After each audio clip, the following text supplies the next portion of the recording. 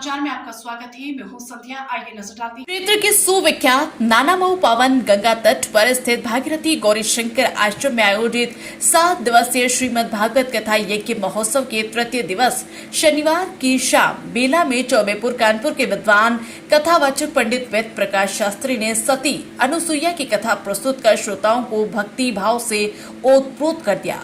उन्होंने उपदेश दिया कि प्रत्येक युग में सबसे शक्तिशाली सतित्व बल और बंधनों में सबसे बड़ा प्रेम बंधन रहा।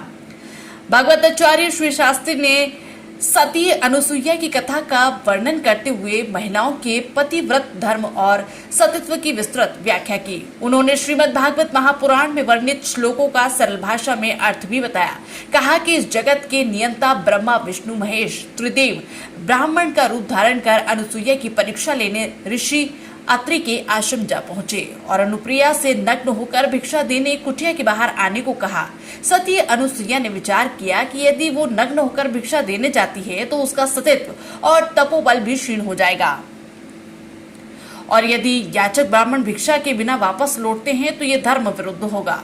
अंततः निर्णय लेकर अनुसुईया ने अपने तपोबल से त्रिदेवों की 6 माह का दुधमुहा बालक बना दिया। श्री शास्त्री ने कहा कि 3 माह बीत जाने के बाद भी पति के वापस न आने पर ब्राह्मणी, लक्ष्मणी और पार्वती तीनों देवियां व्याकुल हो उठी। तब ऋषि नारद द्वारा रहस्य उद्घाटन करने पर तीनों देवियां ऋषि अत्रि के आश्रम जा पहुंची और अनुसुईया से अपने पति को बालक से पुनः त्रिदेव का रूप वापस करने की याचना की। याचना से द्रवित होकर अनुसुईया ने अपने तपोबल से तीनों बालकों को ब्रह्मा विष्णु महेश का रूप वापस कर दिया। अनुसुईया के वरदान मांगने पर ब्रह्मा विष्णु महेश ने वचन दिया कि वे क्रमशः चंद्रमा, मुनि, दत्तात्रेय और दुर्वासा के रूप में उनकी कोख से जन्म लेंगे। श्री शास्त्री ने उपदेश दिया कि संसार में जो भी आया वो किसी न किसी दिन अवश्य जाएगा। ये विधि का विधान है। कथा समाप्ति पर आश्रम के महंत स्वामी राम चैतन्य महाराज और आयोजक चंद्रकांति चौधरी तथा रामपाल एडवोकेट ने मां गंगा की आरती कर प्रसाद वितरित किया। आरपीएस समाचार से जमीर खान की रिपोर्ट।